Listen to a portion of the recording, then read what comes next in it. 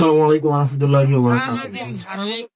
রাসূল সাল্লাল্লাহু আলাইহি ওয়াসাল্লাম বলেন যে প্রতিবেশীর হক হচ্ছে 6টা হক আছে একটা প্রতিবেশীর, আর একটা প্রতিবেশীর কাছে 6টা হক। প্রথম হক যেটা সেটা হচ্ছে সালাম দেওয়া, যে দেখা হইলে সালাম দিতে হবে।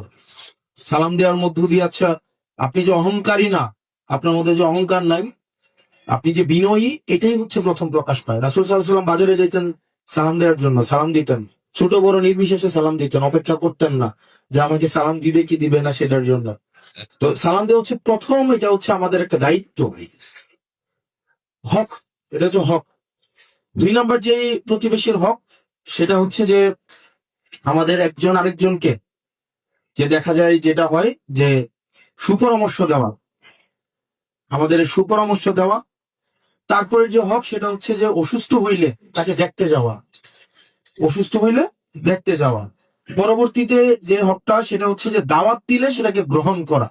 আমাদের মধ্যে তো আছে যে এখানে ভাইয়ে ভাইয়ে জমি নিয়ে দ্বন্দ্ব, মুখ দেখা দেখি, দেয়াল 6 ফুট দেয়াল দিলেই হয়, এটাকে দেখা যায় 12 ফুট দেয়, যেন তার সাথে কোনোদিন দেখাই না হয়, এরকম আছে না?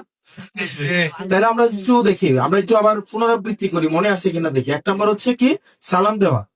তো সালাম দেওয়ার ক্ষেত্রে কি আমাদের ওই যে ধনী গরিব, বংশহীন বংশওয়ালা, তারপর হচ্ছে বয়স কম বয়স বেশি, এই বিষয়গুলো বিবেচনা করবো আমরা? সালামের জন্য অপেক্ষা করবো নাকি আমরা নিজেই সালামটা দিব? নিজেই সালামটা দিয়ে আমরা সম্পর্কটাকে বিনয়ী এবং হচ্ছে আমরা একটা খুব আমরা যে বিনয়ী এই জিনিসটা হচ্ছে প্রকাশ করা। আপনার সাথে অনেক বিষয় দ্বিমত থাকতে পারে, কিন্তু সালাম দিবেন।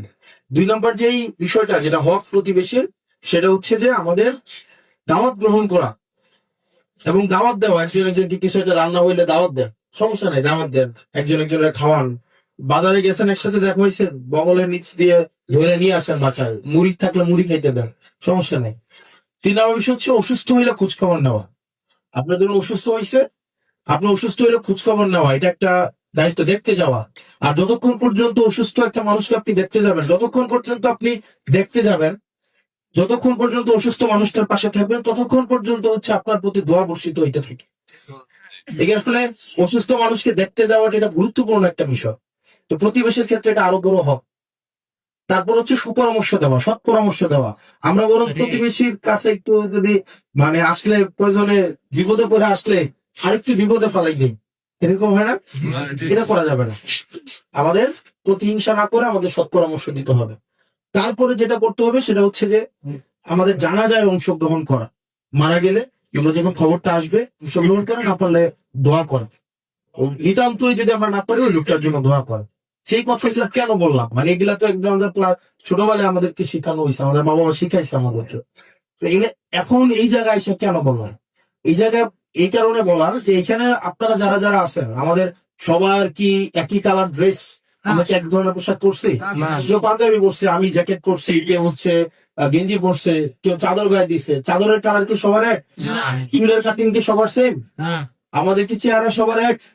আমার একটু কালা দেখতে, আমারে এত সুন্দর দেখা যায় না। আমাদের মতো আমার চাচা আছে, শাহজাহান কাকা আছে, আপনার একই রকম দেখতে।